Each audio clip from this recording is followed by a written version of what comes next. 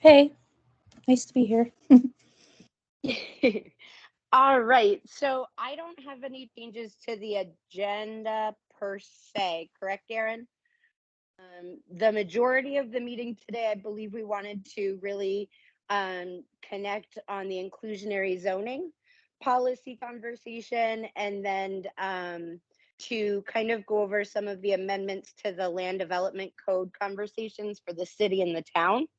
And then I'm hoping we have time for it.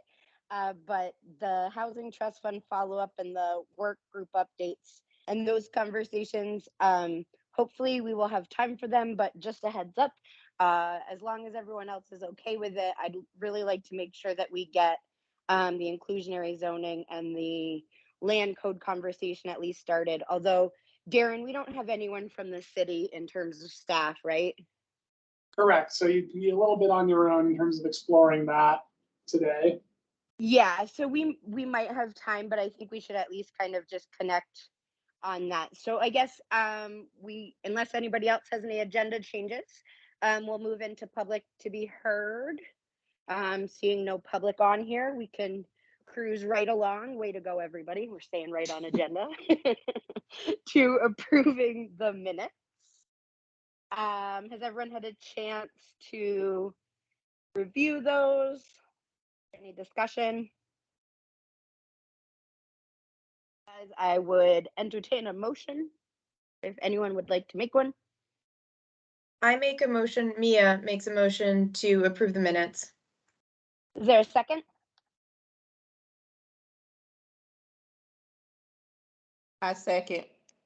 Thank you, Tatanisha. So Mia made a motion to approve the minutes from our last meeting as written. Tatanisha seconded. Is there any discussion?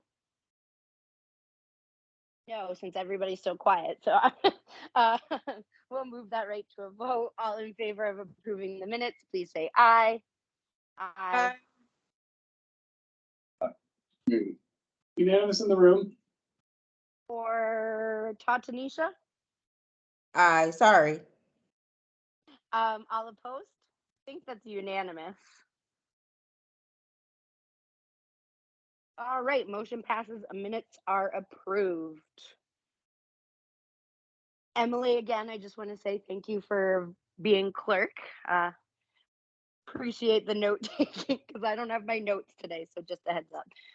All right, I believe, Darren, that brings us right into the inclusionary zoning, correct? Yes. Excellent. I am going to turn the floor over to Mia then. Great, thanks everybody. So I have a presentation. Darren, can you show it while I talk, or is that a whole thing? I can do that. I think that would be nice so people can see me a little easier and we can have more of an interactive type of conversation since I'm not present. And Mia, I just want to clarify real quick before you get Yep. started. This is not the same presentation that you'll be giving to the boards. This is really a presentation for the group, right? For us to kind of give feedback. I just want to make sure we all know kind of before we hear your presentation what you're looking for from us. Yes, absolutely. So I'm just going to start with once you get the slides up, or I guess I can start talking now. So for background of what I was kind of hoping, what we were kind of hoping to accomplish as a group. So inclusionary zoning, which I'll talk about in a second a little bit more for our new people, just to go over what we have already discussed. We sort of need to come up with the bones of the policy and kind of what the major features of an inclusionary zoning policy are going to look like. And that's something where it's just going to be a little difficult to do. And we've struggled a little bit because there are no right and wrong answers. There's not a huge range of criteria you could go with, but also the devil is definitely in the details. And it's going to be sort of, you know, like you need to choose among set parameters and there's no roadmap saying we have to choose this or that. It's just kind of complicated in that way. So we've kind of done our research. We need to be able to move forward and make a decision with the parameters that we kind of think are the best. And then we're going to need to take that to the planning committees to discuss how we're going to make the inclusionary zoning into an ordinance, into part of the zoning code. And in particular, as a working group, we decided that it would be best to put a lot of the incentive side of it. So inclusionary zoning has a set of requirements we have to do, but it also usually is accompanied with incentives. And I think and we've discussed that is something that might be best for the Planning Commission to take more of an active role in, because they're the ones who have to live with it. The projects that are under the IZ policy are going to be in front of the planning commissions. So at this stage, so the presentation, like Katie said, will change, because once we've kind of outlined the criteria, I want to encourage the planning commissions. First we'll go over what we agreed as a housing commission, and then we're going to take that to the planning commissions and say, okay, like, what's going to be the process for turning this into an ordinance? And in particular, what sort of incentives and processes are you going to be able to work with to make inclusionary zoning workable on your end? Since even though we're proposing it, they're sort of the ones who are going to own this in the end. Does that make sense to everybody about where we are with this? Okay. Here. I think so. I just want to make sure, because I know we've kind of talked about it a few times. Yeah. But is everybody here really familiar and comfortable with what inclusionary zoning means? Like, I know that we've had this discussion a few times, so I just want to make sure, because I know we have a few newer members. Yep, that's the next slide has that. Okay, so I'm going to go over it again a little bit. I just wanted to set the stage and kind of know what I'm asking our commission to really engage with today. It's going to be these parameters. I'll explain what they are, but that's kind of where I envision our role versus the planning commission's role. So Darren, if you go to the next slide. So inclusionary zoning is a policy that incentivizes or requires private developers to sell or rent a certain percentage of the units in a new housing project below market rate.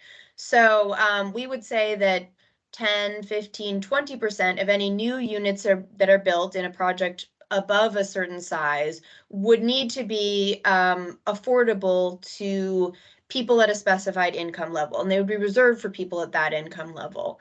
In some ways, Essex has things that look like inclusionary zoning already with our density bonuses. That means that, right now our density bonus policy says that in exchange for making things more affordable, the developers get certain zoning allowances that they otherwise wouldn't have. So in some ways, inclusionary zoning is kind of building off of that practice that's already in there. It's different in a lot of ways, but it's not entirely dissimilar from sort of programs that are already in place at the municipal level.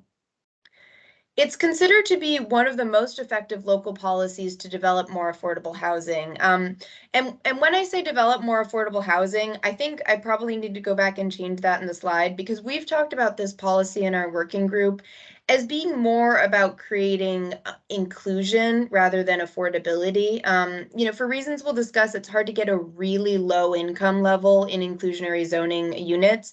But the idea is being that, if we're going to create new housing, if our communities are going to change over time, we want to make sure that there is an inclusive element so that people aren't sort of entirely priced out of our Essex communities. So I think it's really about inclusion versus affordability in a lot of ways, but it's a framework to think of. So inclusionary zoning can be entirely voluntary, but 80% of programs nationwide are mandatory for projects above a certain threshold. Usually it's not required to do inclusionary zoning if you're building like one house or like a duplex or something like that. People usually set at the threshold around 10 units or so.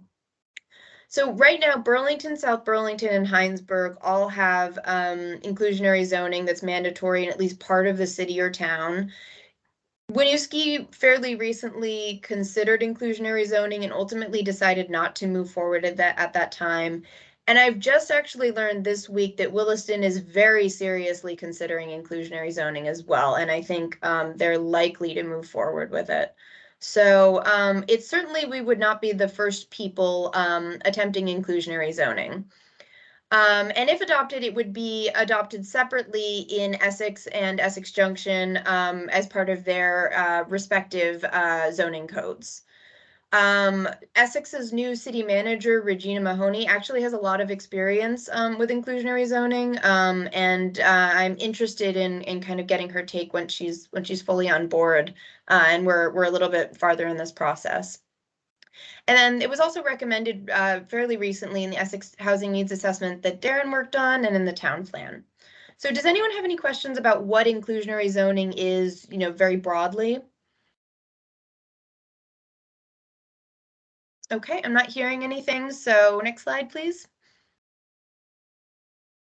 Okay, so this is the policy for what we think we'll do for inclusionary zoning based on our research. So we believe that it should be mandatory for all new housing development projects above 10 or more units. 10 or more units is a pretty common threshold, and we looked at development patterns in the town and the village, and we didn't feel like we were leaving a lot on the table. There's not like a lot of 9-unit buildings, and we don't want to discourage small development. Like if someone wants to build a duplex in sort of an existing lot, that's great, and we don't want to interfere with something like that. So 10 plus units seems like a pretty reasonable threshold, although we can certainly talk about that. And it would apply to both new rental and new home ownership. The inclusionary units would need to be perpetually affordable, which is already done in South Burlington. So there's some good groundwork for that. It's also in, I think Burlington, the term is 99 years or something like that. So that's certainly already sort of legally established as possible, although managing compliance does need to be planned for. And that would be something that would be managed through the town and the city offices. That's something that needs to be thought through carefully, but it is already being done with things like density bonuses that have affordability provisions tied to it. And, there is a process in place in towns like South Burlington for this. So I personally think it's going to be an adjustment, but it is workable to manage the compliance on this piece.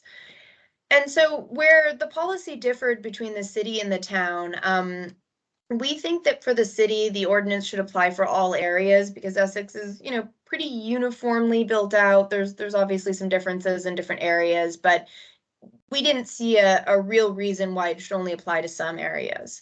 And for the town, we originally thought that it should apply to all areas of the town as well. But after some feedback from developers and just using Darren's expertise, our working group concluded that it was probably best to have it covered, applying to all areas covered by the sewer system, because that's a place where development just makes a little bit more sense overall. And so, that's also something where if the town changed over time, I think it would not be as difficult to amend new areas. That's something you wouldn't have to take apart the entire piece to amend part of it. So are there any questions about this piece? Yeah, why are we considering as a mandatory for all the housing projects? Is That's there a a good reason behind it, or can we give an option to a developer who's building, 10, 11, $2-3 million houses? Will they have to do those kind of building for, I'm just wondering why mandatory. Yeah, sure. That's a good question. So, generally, research has found that non-mandatory inclusionary zoning does not tend to work very well. The idea with an ideal inclusionary zoning policy is you'd offer such good incentives that people would want to do it voluntarily. And like I said, our density bonus system is in some ways a voluntary inclusionary zoning policy. It's a little different, but it follows the same thing. And not every developer takes advantage of this density bonus. So we've talked, oh, sorry, go on. I don't mean to interrupt you, Mia. I will just say, Rupesh, just so you know, that was a conversation we as a housing commission also had in the past. And that was the kind of the feedback that we as a whole group kind of gave to the inclusionary zoning group based on their recommendations. So I do know that we've had that conversation in the past. But I definitely appreciate all of the information that Mia and Mark and all the work they've done to kind of get to this point.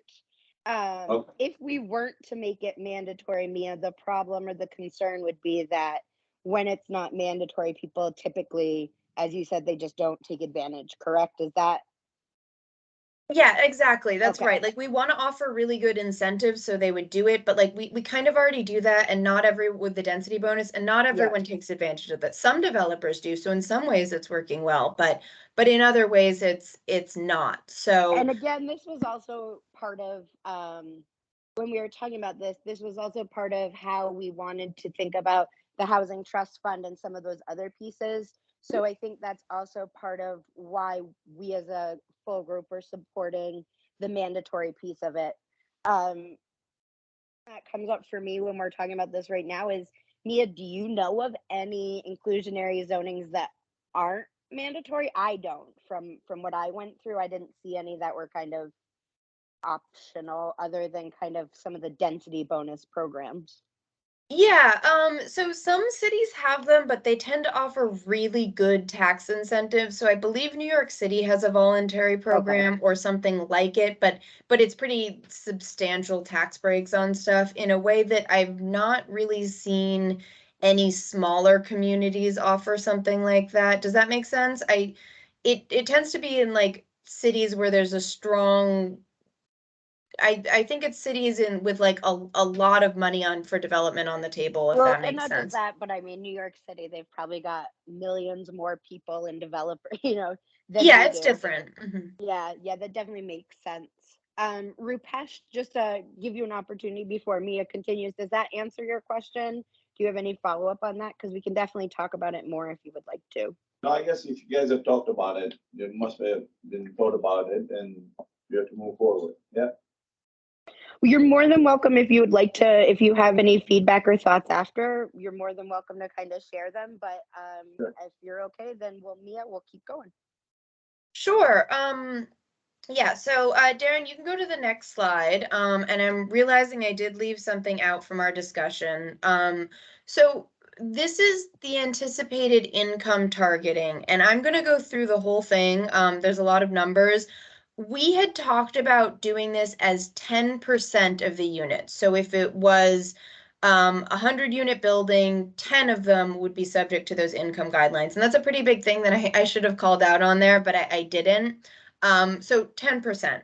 And like I said, we're gonna talk about what that means. I want to kind of throw a bunch of numbers at you before anyone kind of like feels that these numbers are too high or too low. Like I'm going to take you through the process of kind of how we got to these numbers. So for rental units, we wanted to target them to people earning 80% of area median. And for the units for sale, that's 120% of area median income. So that would mean that that's the income threshold for who can live in those inclusive units.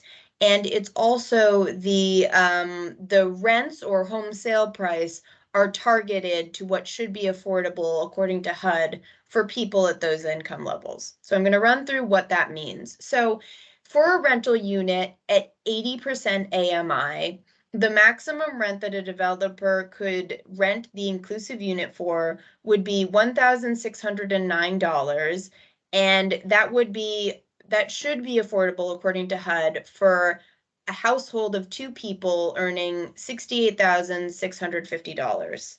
Combined or And individually? sorry?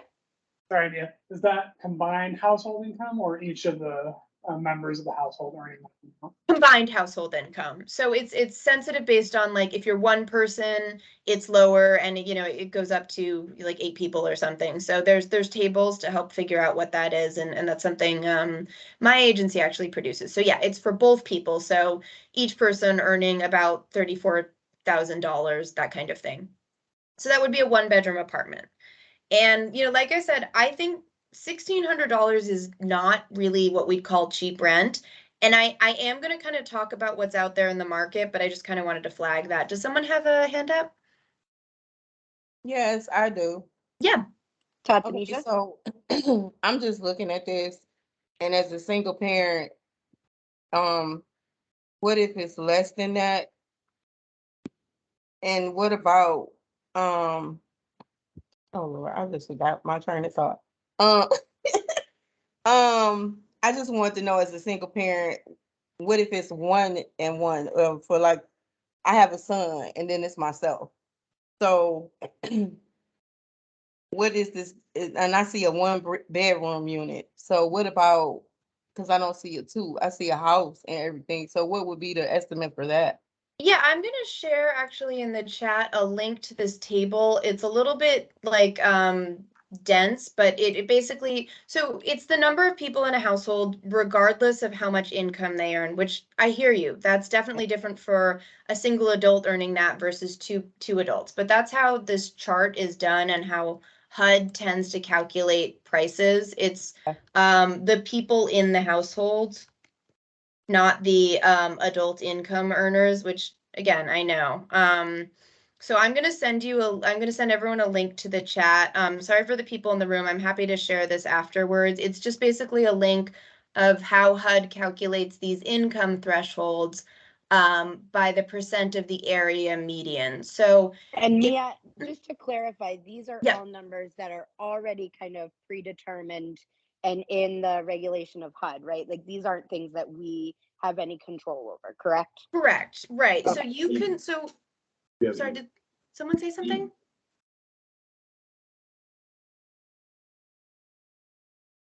Darren, is someone in the room saying something? Sorry, it sounded I like. was telling Rupesh I'll email him the link so he can look at it on his phone. Yes, absolutely. Sorry, everyone. I should have sent this. So I'll just take you through it. So yeah, HUD basically says they determine area median income. So the area median income is what more or less what surveys say the average person, the average household in an area earns.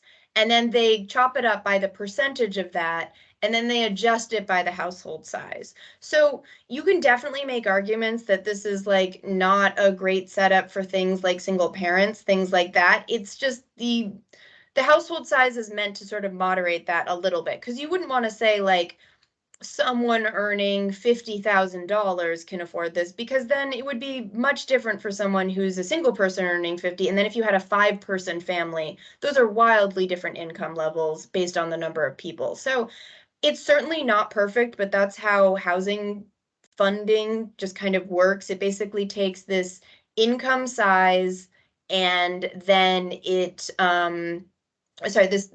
income moderated by household size, and then it calculates that based on the maximum gross rent affordable for that household, that income size, basically, so that the household pays no more than 30% of their income towards rent, in theory.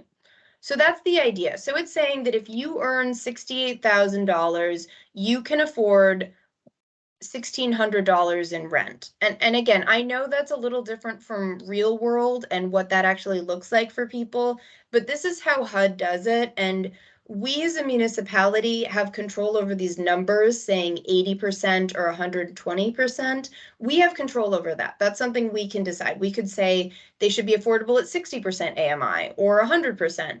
But basically, you need sort of a universally agreed upon definition of what AMI means and what that 80% of that and what the gross rent would be affordable. And that's the table I shared that my agency produces, and it's just based on HUD's numbers. Like we calculate those HUD numbers and throw in the rents that would be affordable based on a pretty simple formula. So we're kind of locked into that, I think, because that's the language of housing funding. But what we do have a decision over is the percentage of AMI that we would choose to target these inclusive units on. Does that make sense? Yes, Mia. Okay, and I know it's a lot to take in, and I'm happy to ask questions. And I think seeing those charts, you'll get a sense of how things sort of move up and down based on the percentage of median income and the household size and that kind of thing. So that's the idea. So the units for sale would be higher, and that's targeted at 120% of AMI. And so the maximum sale price for a 2-bedroom house under that would be $400,500. And again, I know these numbers are high, but I'm going to put them in context later. And the income for a household of 4 under 120% of AMI for our area is a little less than $130,000. So That's a lot to digest, but let's keep those numbers in mind, and I'm going to take you through sort of where these numbers came from so you all can make a decision on sort of how to interact with those numbers. So can we have the next slide? Okay, so how we decided on these targeting. So this target is pretty common in sort of, I'd say, not deeply subsidized housing policies. They match, I believe, Darren, Essex's existing PUD density bonus requirements. Is that right? Yeah, and that's based on state law for planning statutes that changed a few years ago to go up to that 120% AMI for owner and down to 80% for rental. Exactly. Yeah. So there's a Vermont statute, I can share it if people are interested, that sort of defines affordable as that. And so Vermont's definition of a priority housing development project under Act 250 that gets you some exemptions uses those income guidelines. And for housing development, my agency, Vermont Housing Finance Agency, is doing a new program that should launch this fall that's subsidizing for sale homes. And that gives money. This policy doesn't directly give money, and it's saying that 120% of AMI is the missing middle. It's not deeply affordable, it's missing middle. So that's what kind of policymakers, not just me, have sort of decided is affordable. Now, there's things that are more affordable, obviously, but when you get to things like 60% AMI, those don't usually show up without some pretty significant subsidy dollars, kind of for reasons we'll discuss. So that's kind of the landscape where you'll see these numbers 80 and 120%. South Burlington's inclusionary zoning. So Burlington's inclusionary zoning policy is older, and I think it's a little bit more liberal. The income levels served are lower. I think it's like 70 and 85, but South Burlington's is pretty similar. For rent, it requires that 15% of the units must be affordable at 80% AMI for renters and 10% at 80% AMI for homeownership. So they actually do go a little lower on the homeownership, but that's kind of the idea. And so we did some math on this. It's there's a calculator that I'm also happy to share the link to. I worked on doing some modeling of what that might cost a developer. And it's really difficult to figure out. Actually, let's go to the next slide. So this is why we should be cautious about sort of so one side of the argument could be we should help more people at lower income levels and do more. The flip side of the coin of that argument is basically that if you require too much of developers, they could decide not to build at all in Essex. And the problem with that would be that our market is really tight. Currently, we have so few apartments for rent and homes for sale on the market that it makes it really easy for landlords and home sellers to increase their prices. So it would definitely be a bad thing, I think, according to most economists, to stop people from building in Essex. Like, I think that's generally considered one of the reasons in Vermont why we have such a severe housing crisis is we haven't been building enough homes to meet the growing demand of our populations. There's all sorts of other factors, second homeowners, sometimes short-term rentals, wages not keeping up with actual costs, but like the restrictions on development and not building enough homes are absolutely part of the problem. So the flip side of the coin of why we don't want to go lower potentially is that at some unknown threshold, and we can't know what that is, we could put too much into a policy and the developers could say, you know what, the math doesn't work for me. I'm out of here. I'll just build in Williston or I won't build at all. Like that's something we have to accept as a possibility, certainly. So Yeah. yes. Yeah, how often do these numbers change with HUD? Oh, they change every year. So how to adjust them every year. It's usually not by a ton. It's based on sort of survey data and it's updated every year and it lags a little bit. But so a new spreadsheet every year in April comes out. So, So the developers can increase the rent if the numbers change. yes, so yeah, the developer can increase the rent, every year, but Or it's the usually. sale price. Yes, or the for sale price. Yep. So that can change every year based on, what HUD says is that fair rent or that maximum rent at that income level. So yes, they would be able to increase it along with inflation and everything else. From what I've seen, HUD's numbers do change more slowly than, say, like the market, especially since it's been so crazy in the last couple of years. But HUD's numbers do increase every year. I think generally, I guess incomes could go down. They don't tend to. I'm not 100% sure if that's happened in the last decade or so. But hypothetically, I guess they could go down, but it's very unlikely. I think HUD's has some measures in place to stop that from happening too drastically. And certainly not in Vermont. The housing prices haven't gone down in living memory. Yeah, it's based on primarily on income levels, rather than the rent. So I guess I don't remember what happened after the last recession, so I guess it's possible that they could have gone down, but like unlikely that you'd see much. Wages don't tend to go down a ton, even in a recession, just based on how the economy works. But it's a good question. So yeah, so let's talk about kind of what we risk by too much a too heavy-handed inclusionary zoning policy. We actually sat down with Eric Hoekstra from Redstone last week to kind of run this by him, and he was very informative and very interesting to talk to. He was definitely pessimistic about the outlook for a couple reasons. So the current cost environment is really challenging. Rents and for sale prices are really high, but currently there's a ton of supply chain issues still, and prices just keep going up and up. According to Eric, in the last 3 years, development costs have gone up in the past 3 years as much as in the last 15 years before that. I can't fact check that directly, but certainly at my agency, we've seen a lot of increases as well. That is a thing. In our subsidized projects at VHFA, which tend to be more expensive than private development because we're trying to do so many things like serve a lot of needs, make sure they're accessible to people with disabilities, but generally you're looking at $300,000 per rental apartment. That's a lot. We've done some math it's just a little tricky to make sure that it's correct, but based on my calculator, I'm thinking that developers could lose around $24,000 per unit. That's extremely speculative, and I don't want people to just run with it saying like every unit's going to cost, because it does change depending on how large a project is.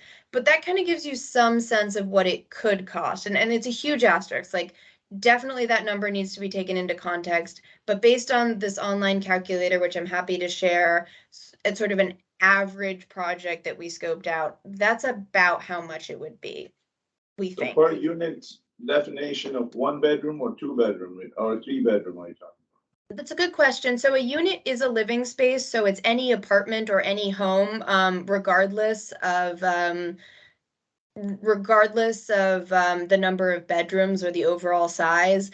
And usually inclusionary zoning policies have a clause written into it saying like, okay, the inclusionary units have to be representative of the overall project. So if you're building an apartment building, you can't make all the inclusionary units studios and all the others 1 and 2 bedroom. It has to match the mixture. So if your building was half 1 bedroom units and half 2 bedroom units, then you would need to make the inclusive units half 1 bedroom and half 2 bedroom. The 10% of it, that's what you're talking. Right, exactly. Yeah. Of those 10%, 5% of the total would have to be like half of the 10% would have to be 1 bedroom or 2 bedroom. So basically you reserve 10% of the units under the inclusive income policies, but they can't be materially different from the other units in this project. Does that make sense? It does, yeah. Right. But for here, you say 300,000 per unit. That's what I was wondering, whether it was 1 bedroom or 2 bedroom cost. Oh, that's a good question. No, I see what you mean. That was taken from a project that my agency recently funded that has yet to be built in Winooski, and that one I think was a mix of Studio 1 and 2s. I'd have to look out. When we look at development costs, we usually take the whole sum of the building. So usually you'll see that developers either have something that's like a cost per square foot, and that gives you some sense of like how it costs, you know, when you control for unit size. But when we have a big project, you have all these costs like the cost of land and the fixed costs of building it. So we usually just say, okay, the total project cost was X, there are Y number of units, and that's divided by that is the cost per unit. So it's a good question and it definitely varies. But I'm just throwing that out as kind of like a single home costs about $300,000 per apartment. Does that make sense? It does. Yeah, these are really good questions. And you know, like I said, a lot of this is kind of speculative because every project is different. And it's really hard to say, like, if we do this, it will cost this amount. So this is all to say that, you know, definitely developers like Eric from Redstone have a point that it is hard to develop. And when you ask developers whether how we should design an inclusionary zoning policy, their answer will generally be don't do it at all. Like don't do anything that could potentially reduce reduce building in general because that will tighten our housing market. And that's something that I think our housing commission needs to grapple with. But there's also, you're asking people with a vested interest in not creating more rules. And I think we just really need as a housing commission to sort of balance needing to make our community more inclusive and not restricting development too much. Does that Mia? make sense? Yeah. That makes a lot of sense, and I think this is a point where, you know, if it makes sense, this is a discussion we definitely need to make sure we're all on the same page with, because I Yeah. think that's kind of an important piece. And I know historically we've all kind of been on the same page, but we haven't really gone into this depth of kind of, I personally would say that there is nothing about equity or inclusion work that is easy, that is generally welcomed by those with a vested interest. Um, and so I do think, you know, it is definitely a balance we need to strike. It is something that both the select board and, well, at the time, you know, the village or, you know, the trustees all were in support of. And I think, you know, as we think about this, we absolutely do want to strike that balance. But personally, and this is maybe a different perspective, I don't think this is going to be the end all be all barrier for people not choosing to develop in Essex. I just, there's a lot of other kind of challenges as we've found with developing in our community. And I would just encourage our commission to be really thoughtful of kind of, me and everybody who's been on this commission with me now knows that I'm very much a people first kind of person. And so I just would include or encourage everybody as we're having this conversation to really be mindful and thoughtful that we are talking about, you know, some kind of delicate things, and the balance that can sometimes be perceived when groups like ours are talking about this is that we're considering kind of money and developers over people. So I do just want to make sure kind of to just put that caveat out there, and then kind of open the conversation up to the commission, Mia, if it makes sense. Because I think, you know, if the commission overall is feeling like this is something that, you know, maybe we aren't as in support of overall, I think that is a very different direction. Well, Darren, I Katie, see the hand up there, so I'm going to go to whoever's in the room. I think it will depend on the incentive that we try to figure it out for the developers. That will change the whole equation, if they want to come in our town and build it or not build it. You know, I don't know what kind of incentive we have planned. I don't know if you guys have talked about it, But that will be a key factor, don't you think? Yeah, That's- and Mia, Go ahead, Darren.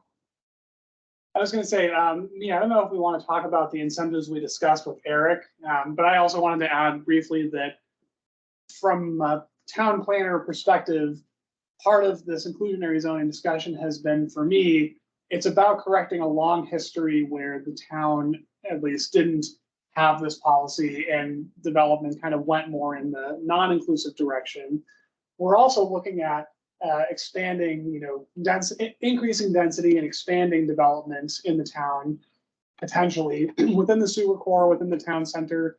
And I always saw this policy as a great thing to implement at the same time that we implement, the possibility of more development, so that in the future it will look more inclusive in the long run. And so it's not a matter of saying, the development environment is now going to be even worse. It's saying we're changing the overall pattern to be build more and build more inclusive. So that's my 2 cents on whether to implement this policy or not. But yeah, I think incentives are important, and then increased density either as a by right or as an incentive based approach is important.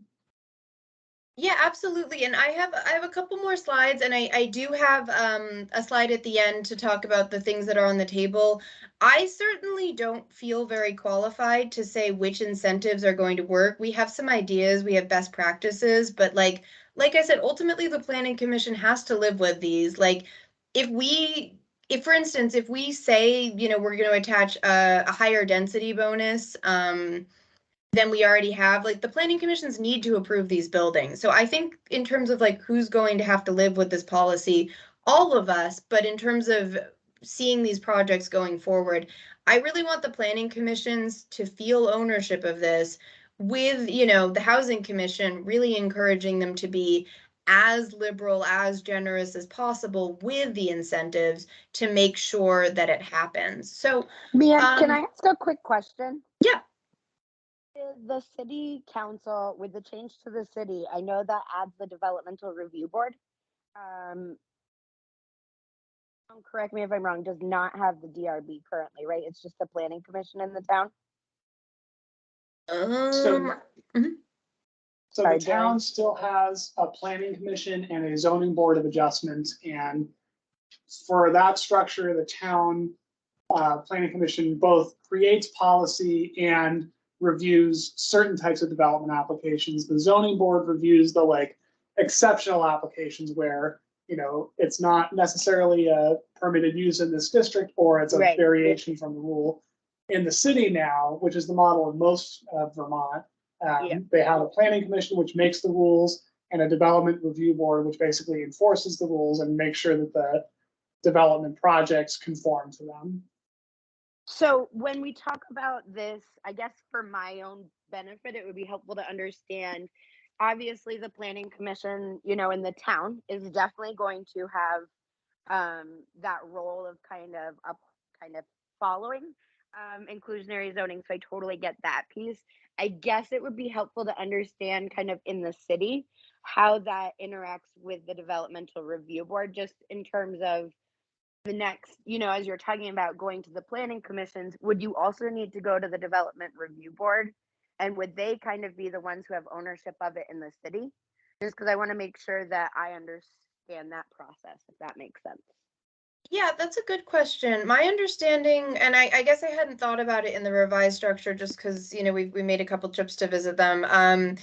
Yeah, I think the planning commission would be the ones who need to sort of get this into the zoning codes. But yeah, I do think making sure that the development review board is on board with this would be a current step as well. And I think I would need to sort of ask the planning commission, the city planning commission, how they see that working relationship and sort of how that makes sense. Like, I think there's a lot of questions, like there is a fair amount of discretion in the process for anything that doesn't go by right and that needs more than administrative review. There's a ton of discretion. So I don't want to make it harder by implementing rules that they feel aren't reasonable. You know what I mean? Agreed. I guess I was just wanting to make sure that if there was another group that we should be including in this conversation, Mhm.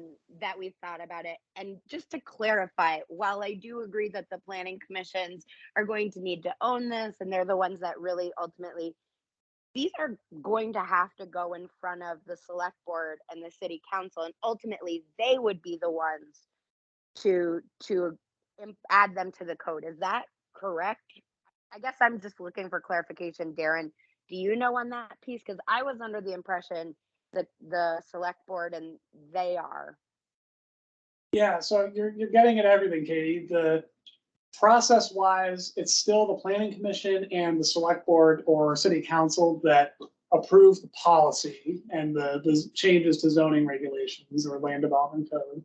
But in terms of getting good policy written, you definitely want to include the development review board in the city, because they are going to be the ones administering the rules once they're created, and they might have a say of like, when a developer comes in and says, hey, I want this incentive or this exception, or I'd like to meet this goal or requirement, but I just can't because X, Y, and Z. Those are the things they're going to hear more than the planning commission going forward. At this particular point in time, the city planning commission has some members who were on it before when they were doing development review, and I don't actually know who's on the city development review board. It was the zoning board basically got converted to the development review board. So it might be less of a concern at this moment in time than it would be 5 years from now when those folks are more removed from development review. But I think what you're saying makes sense. Get everyone's input as much as possible. Yeah, and I'd also like to get, I think the respective town and city managers sort of buy in on kind of where this goes as well, because Katie, I totally take your feedback that I think this is sort of an ecosystem we have to manage. And I think one thing that's to Rupesh's point that the exceptions matter is I think the incentives are going to be pretty different in the town and the city because the city is so much more built out. I think it's my sense is that currently it's a little easier to take advantage of the density bonuses in the town just because there's more space is my sense. In terms of in terms of things like I really think there's some technical knowledge that we just need, like 25% density bonus is what's currently offered to PUD projects. Like, is a 40% density bonus reasonable? Is that a crazy amount? Like, I don't really have the technical capacity, and I don't know that any of us do, with really getting a sense of how far you can push these things.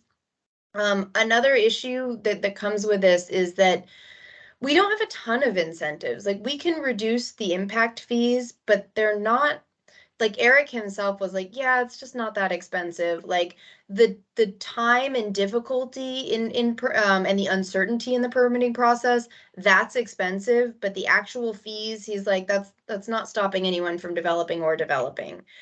So I think a lot of it might get into process improvements, like how can we make this whole thing easier? Maybe we can let more things be done administratively than instead of a development review process.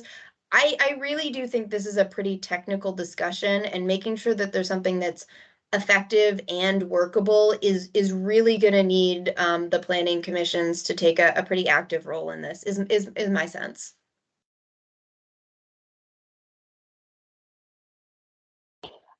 Thanks for that clarification, Mia. I think if you want to go talk about the incentives, and then we can maybe have more conversation about if, or at least check in with the commission and make sure everybody's still on board moving forward. Because I think that's kind of where we were at before I derailed us with the developmental review board question. Sorry about that.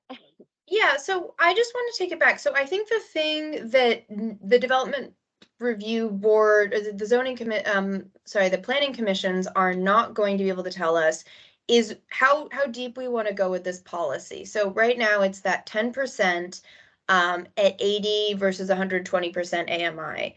I totally hear Rupesh's idea about, like his point about that the incentives, how much incentives are going to matter.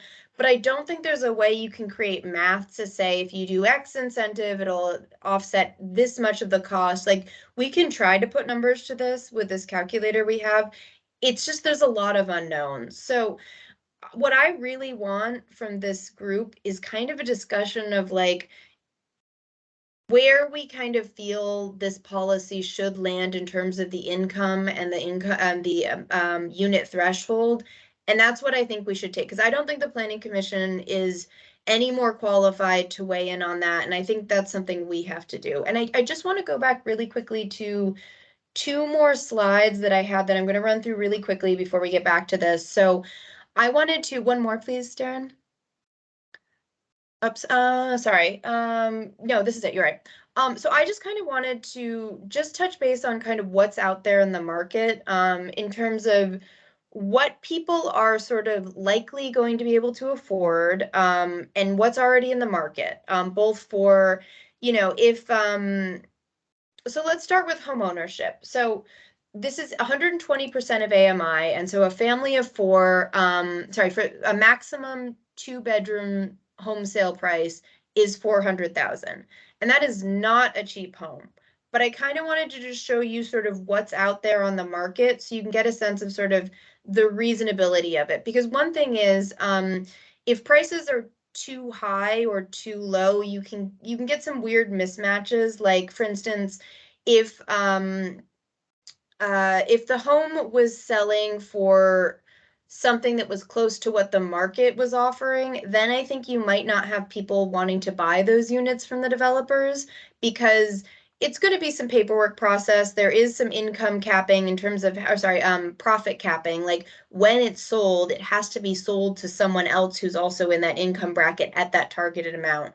So not everyone wants to deal with that. And I just kind of want to put this in context. So if we're saying our target price for a 2-bedroom house is $400,500, here are some things that have sold sort of recently-ish on Zillow that are kind of around that. So if you are making $130,000 and you have $400,000 to spend on a home, there are sort of comparable things in the market without these income restrictions that you could buy. Like these two homes built in 2000 and 2016. They are higher by a decent amount, but it's possible that someone with that income level could decide not to go with one of these subsidized units, that they're going to have to deal with this process of selling the income restricted house.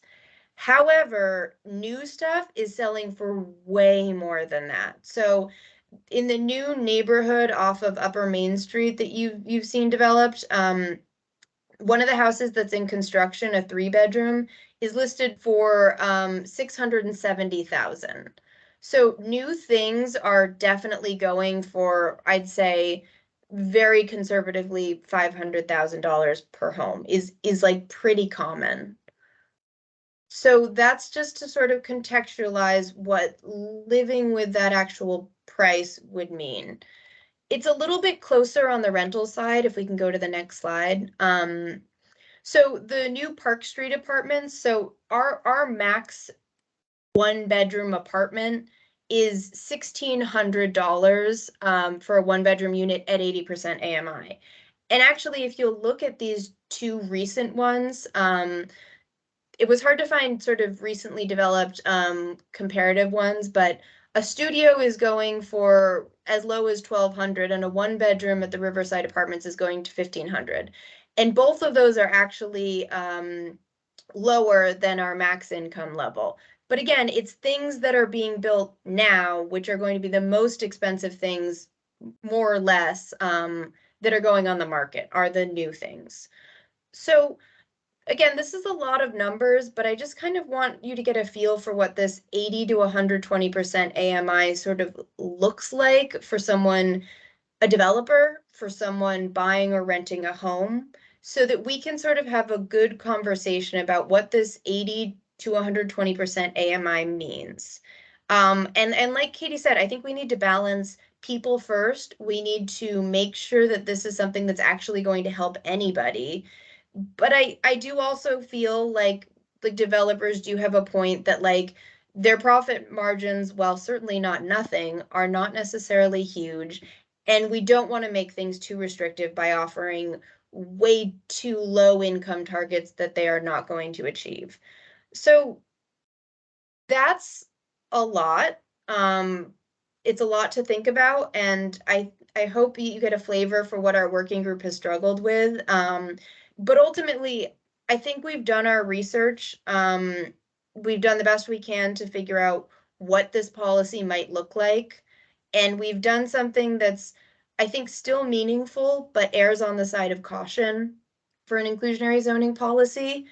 And I think it's up for this commission to decide whether that meets that goals and sort of what more information would help to answer those questions and how you want to move forward.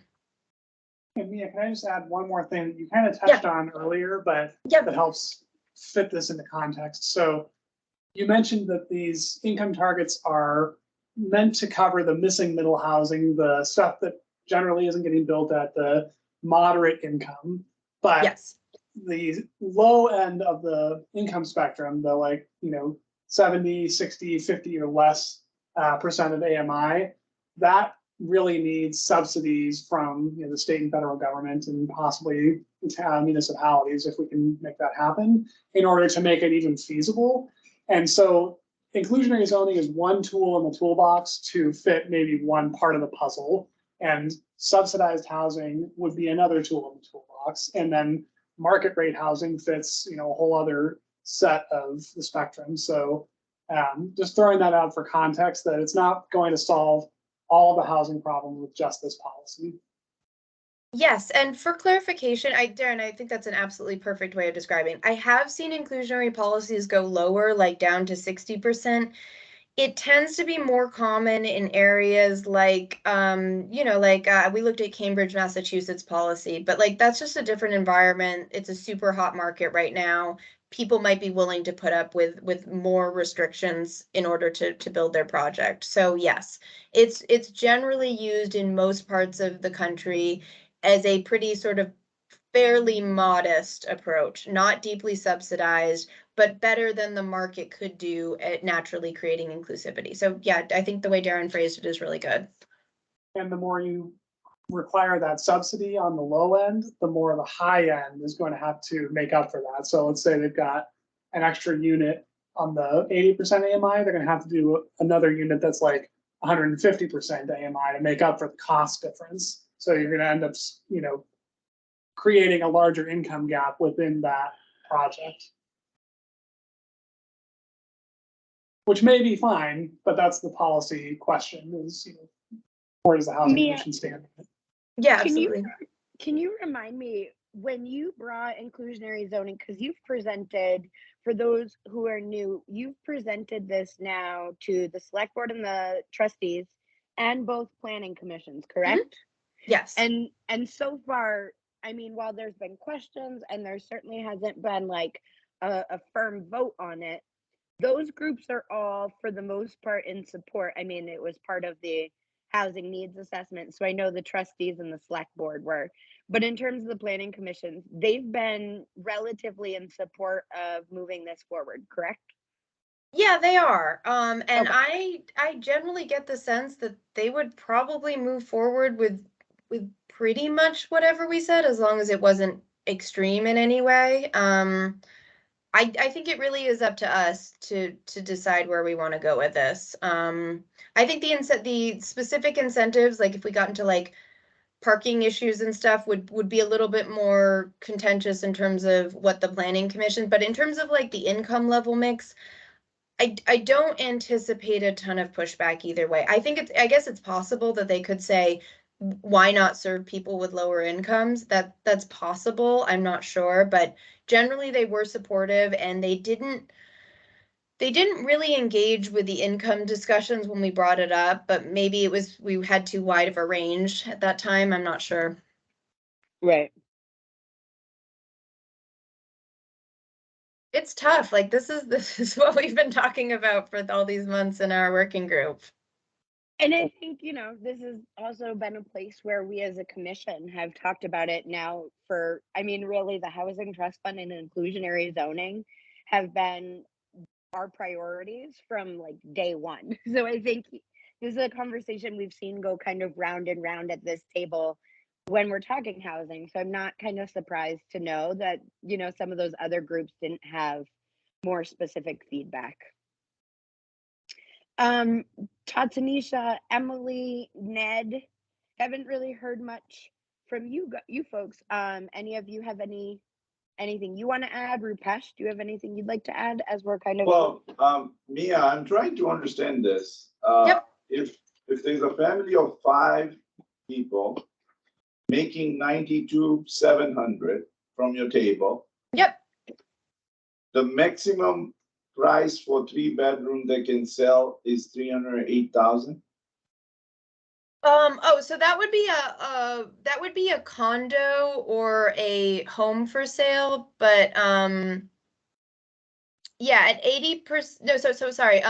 So a couple things. So that's the maximum purchase price for a home, for a single family home or a condo for sale, and we actually targeted that at 120%. So that would be that 4,000. Okay. Yeah. 63. Okay. Yeah. But so the that rental will be 2,200 for 3-bedroom. Let me just check. So the rental would be for a 3-bedroom at 80% would be 2,231. Okay, got it. So they're different targets for rental and versus for rental and for purchase price, just because those are not always different groups, but the idea is there's some income differentiation between those two groups. Yeah. So it's pretty close to like what your numbers were, like 500,000 for 2 or 3 bedrooms for the new construction versus 463. Yeah, so I think right now our market's a little unusual. So I think Essex rents are actually, they're definitely not affordable, but they're not quite as far out of whack from what HUD predicts for rentals, like, or what HUD says should be affordable at like the median income. Because I showed you some fairly newly built apartments that are less expensive than what HUD says the maximum income level is. So that's for rental. For home ownership, I think it's way different. I think homes are like a new built home. They tend to go for 500 or 600,000. So I think you'll see with home ownership limits that 120% is actually is much more much more of a discount. Sorry? Yes, it's big discount, yes, for buying a place. Yeah, right? yep, and it definitely. And then and I think also this is sort of a backstop against what might happen. Like, we're not necessarily seeing affordability get better soon. So our rents in Essex, I think, are, and again, I'm not suggesting Essex rents are like affordable for most people, because they're not. They're just not as far off from what HUD says should be in the neighborhood of affordable compared to some places like Burlington and South Burlington. When you say Essex, I just want to clarify, Yeah. because I know that there is a bit of a difference between rentals in the Junction and rentals in the town. Are both in that same ballpark? Because I'll be honest, I would be surprised to hear that in the Junction. So the Junction, so I wasn't, I didn't do a ton of research on this. I didn't really find too much being rented actively in the town. There are fewer renters. I'm sure I could look a little bit more and see what some of the developers around the Essex outlets are selling or renting theirs for. But so in Essex, like in the Riverside and the Village ones, it's just one example, but those are pretty newly constructed. So more like what would be built under this policy. A 1-bedroom is $1,550 with heat included, not electricity. And we're saying under this policy that a 1-bedroom apartment at 80% AMI should go for no more than $1,600 with all utilities included. So by HUD's definition of 80% AMI, Riverside and the Village, not to single them out specifically, would probably count as affordable under that definition. Does that make sense? It's only one building, but it's like me looking on Zillow and apartments.com for 5 minutes, like found something that HUD at least says should fit the income target. I'm sure that's the case, but I can tell you right now, in the Brickyard and in those areas, absolutely not the case. You know, like I'm lucky that my landlord has not increased our rent. Like he's literally, I want to say $600 or $700 under what the other units are posted, but $2,200 a month for a 2-bedroom seems absolutely crazy to me if that's within the HUD. Yes. Wait, yes. 22, no, it's, well, that's at 80%, a 2-bedroom, the max gross rent is 1,931. Yeah, so I would That's- be hard pressed to find a lot of 2-bedroom apartments or rentals in the Junction for under that amount. So I'm not, Right. I'm not saying like that's wrong, but I would just say I'm not sure that that is a complete picture in the Junction. It may be more so in the town. When I rented in the town, it definitely was much more in that ballpark of what HUD had. But Todd, Tanisha, or anybody else in the city, especially, I would be curious just to hear if you have similar experiences. Yeah, it is a little bit cheaper, but I know myself, I was looking for a 3-bedroom, and that's hard to find, very much so. Yeah, So, just the 3-bedroom units in the Junction are hard to find. I think yes, bigger they're hard units. to find. I Yeah, looked they at are. elsewhere, but it was so high. I'm like, okay, I'm a single parent. What do we do with Yeah, it? and So, I think that's not uncommon. Even if Mia, even if you're, the data does show we're in kind of the ballpark of where HUD says mm, we should be. I think we probably have, a pretty broad range where that average might kind of average out. But I definitely wouldn't be surprised, if we do have some of those higher ends. Yeah. Yeah, absolutely. And I just wanted to look at things that have been built more recently Yeah. because that will kind of give us a sense of like what a developer creating something new under this policy, what they'd be kind of what the market they'd be in.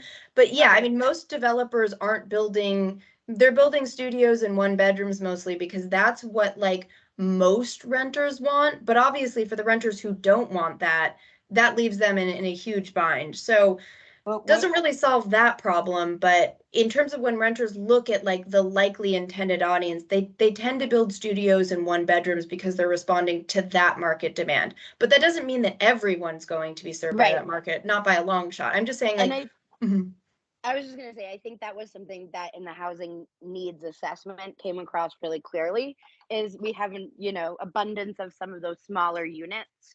And we're hoping to diversify into some of those, three-bedroom units, especially, I think are hard to find in what reasonably is affordable. I'm not going by the definition, but what reasonably is affordable. Tanisha, I saw you had your hand up. Did you have something you wanted to add? yeah, I was wondering, I said, when I first came here, I was supposed to bring my other son, but he's a little older, but and we were looking for a 3-bedroom, and I was looking like, okay, where are they? So we would have moved to Burlington, but that was a long commute from here to there. As far as like when the snow comes. So I didn't want to do that. So I'm still looking for a 3-bedroom for someone else. And I'm like, okay, where is it? And then we were doing condos. But even when you pay the mortgage, it was still high. So it's different. It's a lot different. Yeah, Yeah, I totally hear that. I mean, gave I think that this that policy is feedback. kind of taking what's in the market though. Like if developers are building these 1 and 2-bedroom units, like we generally are just saying make some of those more economically inclusive. I think our options are limited to like force people to do 3-bedroom units and Yeah, that's no. yeah.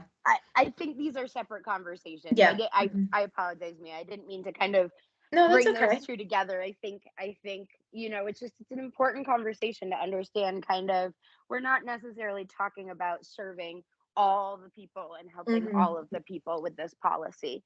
And the other thing, and I know we've mentioned it before, but I think, you know, as we're kind of it looks like this is going to be the conversation for our meeting today, so we might as well just kind of round it out and make sure we're really clear on that this is also a place where we're hoping that if inclusionary zoning is passed, even if it's passed kind of sooner than we can get the housing trust fund policy kind of completely hammered out and passed through, that the hope would be that the housing trust fund would be a place where some of these funds from the inclusionary zoning would go, that would also kind of add to the funding options to kind of help support some of those other groups that we're talking about. So that might not necessarily bring more 3-bedroom units into our community, but it might help with somebody, you know, one of the things would be like a you know, getting that down payment, or that security deposit could come from the housing trust fund, which a lot of places, their housing trust fund, if it doesn't get really funded by a tax from the community or kind of something in that budget, then the money does come from inclusionary zoning. Is that Darren, Mia? I just want to make sure I'm correct in that statement. Yep. Yeah, okay. So I'll turn it back to you, Mia. I don't know. So where would you Thank like you. us to spend our, Darren. our go ahead, Darren. I just want to say, so Rupesh has to leave, and I also have a hard stop at 4:30. So just putting that time context Yeah, into that's your why I next was question, which I think. So Darren, I'll leave now. Question was I, Mia, I how have something come up, so. fine. Mia, looks like we only have, you know, a few more minutes. So what would be helpful, and kind of what can we do in the next 15 minutes to support the inclusionary zoning group?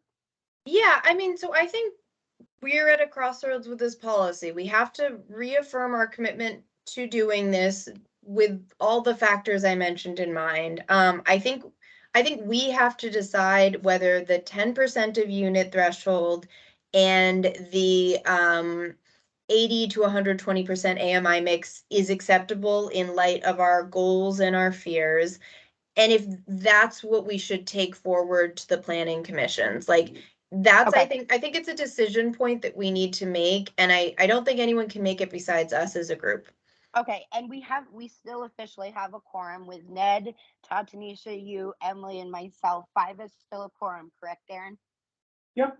And even if you're not necessarily taking a formal vote, if you have the consensus of the commission to send me a talk about this, that's fine.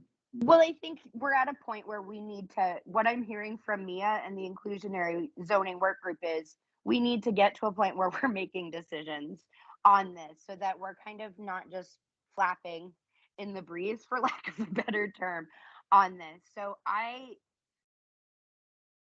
us to decide on the income levels, and what was the other piece? The 10% requirement, and then also I think generally the approach of with our participation and consent, making the planning commissions get into the driver's seat for incentives. I don't know that piece will play out. I think Sure. the conversation about the 10% Sure. and the for the rental Yep. or the AMI, I think those are two pieces that the 5 of us could probably hammer out in the next, Sure. I don't know, 9 minutes, 10 minutes, however long we have left. Ned, Tanisha, Emily, do any of you have any thoughts on this, or is anyone ready to make a motion? I'm also fine if people want to sit on this, and if you have any more questions. I just think we need like a path forward, but I'm not pushing us today. I just don't think we can get much further in the You're future. not pushing us. I am. Mhm. That's Okay, okay. I'm yeah. okay saying that. I Okay. I feel like we've been in this I place think, for a while. I- Tanisha, go ahead. well, I was thinking, I said, yeah, there needs to be more incentives. I do think that would be a good thing. Like Because, developer incentives? um, I'm talking about for the residents. Were you talking about for them or for? for the Well, resident? yeah, so for the developer, when we talk about incentives, we're usually talking about developers, and they're not really incentives because it's mandatory, but it's like cost offsets is one way I'd put it.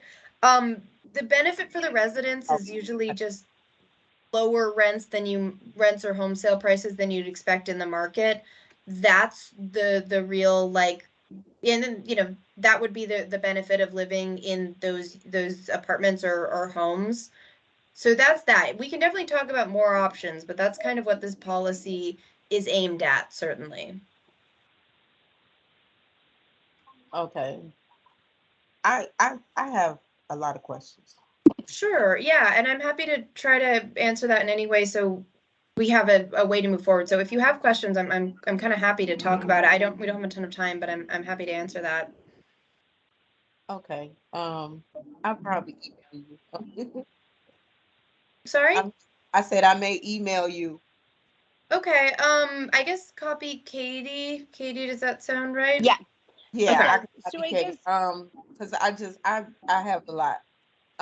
Do Yep, we have okay. a policy for HUD and what they need? I mean, you know, um what we have to do for that. Yeah, we don't have to do anything. HUD basically provides the framework for the sort of language we're speaking. So if we say we're going to serve people at a percentage of AMI, HUD is the one who says this is that percentage. And this is how you define what an affordable apartment is at that income level. So HUD's the one setting this framework. Um, and I don't really know another way you could do this without using HUD's framework, just because it's standard, it increases every year. Like if we just said the apartment has to be rented at $1,000 a year or whatever, it would be hard for us to keep up with that, and it would be hard for developers to know what to expect. So we're using HUD's language. What we do have control over is saying what income level we're going to serve. That's how we would sort of adjust that. But we're kind of stuck with HUD's definition of what's affordable at a given income level. Does that make Oh, sense? I got you. Yeah, yeah, yeah, Yeah, yeah. I got you. I got you. I understand. sure. Yeah, makes sense. Thank you.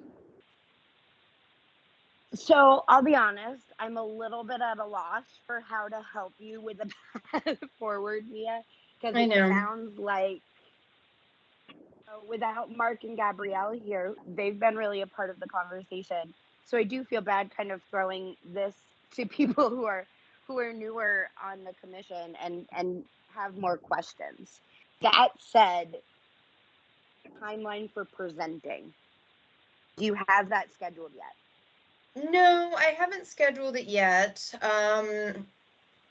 I do really, so we're more ready to move forward with the village or the city planning commissions and the town planning commissions in terms of, we actually missed the deadline for their land development use code, so we were too late for that, but they've looked at it more recently, I think, and they've actually just made a bunch of new adjustments to zoning language, so it's a good time for them to look at it. So I just so do. you know, my understanding is the city land code has to go up for a public hearing. So there is still time because they've been emailing me Oh, about okay. Right. I just um, don't think it's going to be, I think they're going to need some time to digest this. So in that respect, I think probably maybe, should leave that up to them. To because when we did talk about it last time, I remember the city was much more ready to move forward with it than the town was. So I would just encourage you to kind of leave it more open because they may be more ready to move forward than we anticipated. Would just be my only sure. Someone and has I to did show write that this to the though. city. Yes. Someone has to write it. Hmm. Right, but you were planning on going and presenting in soon, weren't you? Well, fairly soon, yes. I mean, like I said, I'd like this group to be able to move forward. I have to draft a presentation. I think it depends on how soon we can get on their schedule, but I would be very interested in what Regina Mahoney thinks about this, So and kind of I'm the working direction. on getting a conversation scheduled with Regina Mahoney because um just in general, so that we can get some clarification on the staff support Sure, from the yeah. city, because I haven't been able to get responses to any of our requests for information or updates, even on the land development code. Darren, when does Regina start? Can you remind me? September 15th, so next Tuesday or Next Thursday. Tuesday, next week, Next right? Thursday. Okay, so I also just I'd like us as a commission to make it our goal to have some decisions made on this after our next meeting. Sure. I'm okay if we want to take some time after the meeting, and if people have questions, I think we should probably send those to Mia and myself, and we'll get you some information on that. If there's information that Mia and the inclusionary zoning work group could bring to the next meeting for folks, I think we could bring that up. And then the hope would be that we would be able to bring this to a consensus or a vote, and give that group a little bit more direction. I do just want to mention I will not be able to be at the meeting on the 21st. I might be able to call in late, but I won't be here, so I can double check. But as long as Gabrielle is available to facilitate and chair the meeting, and we'll have quorum, I'm still okay if that conversation happens without me. But at the latest, we can put that on the first week of October. Does that seem like a fair timeline to you, Mia? I apologize because I know your group has worked really hard on this, and it's hard to kind of keep moving it forward without some clarification on a few of these points.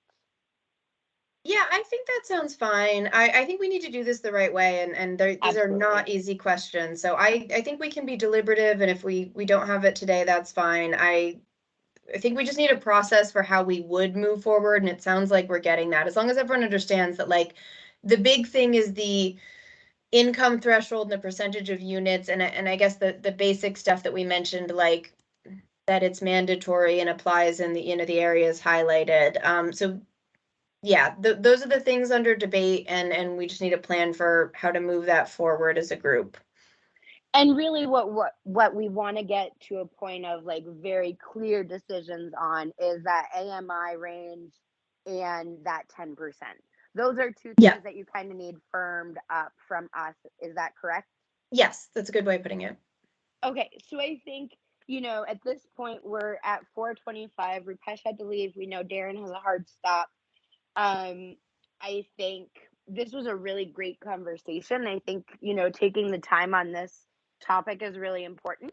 My hope is we can kind of move this forward, as I said, at the next meeting or the October meeting. Kind of that would be my goal, to kind of have some of those decisions wrapped up. Obviously, if that doesn't work, we can reevaluate. But would it be possible?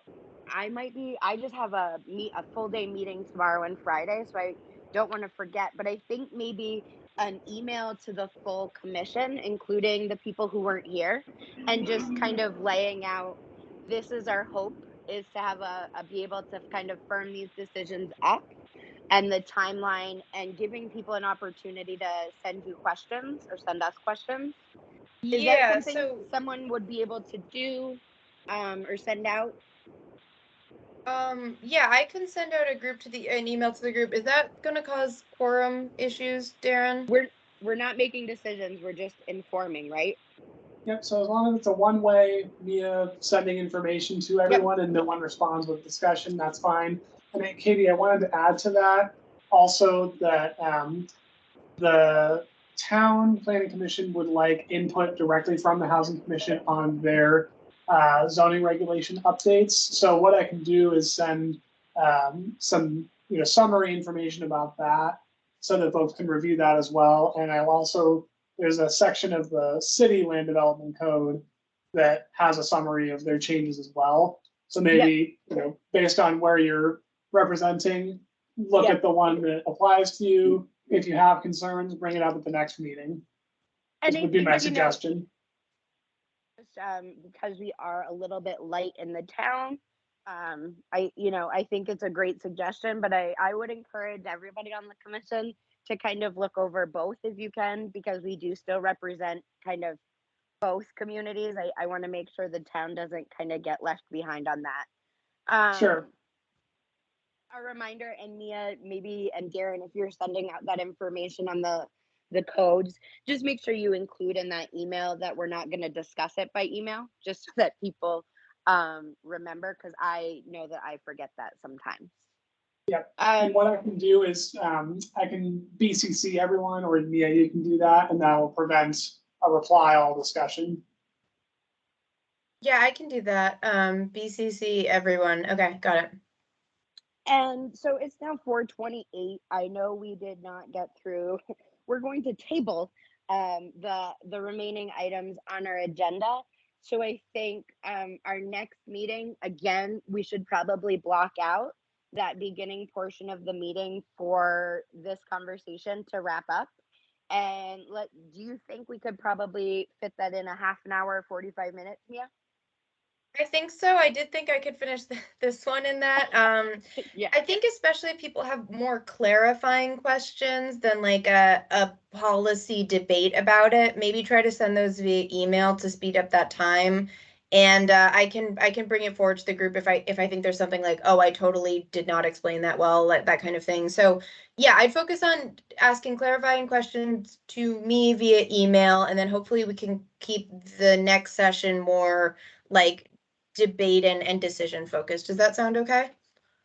That sounds good to me. Since we didn't get through the agenda, Darren, do we need a motion to close the meeting, or can I call it to order? You can call it a close. And yeah, sounds good. All right, at 4:29, I am going to call the meeting to a close. Oh, look, it's 4:30. We're right on time. Thank you, Mia, for sending that email. Darren, thank you for following up on that. Everybody else, thank you so much for all your engagement on this. I think this was a really good conversation. Thank you. Mia and Katie. Thank Thanks, you. everyone. Thank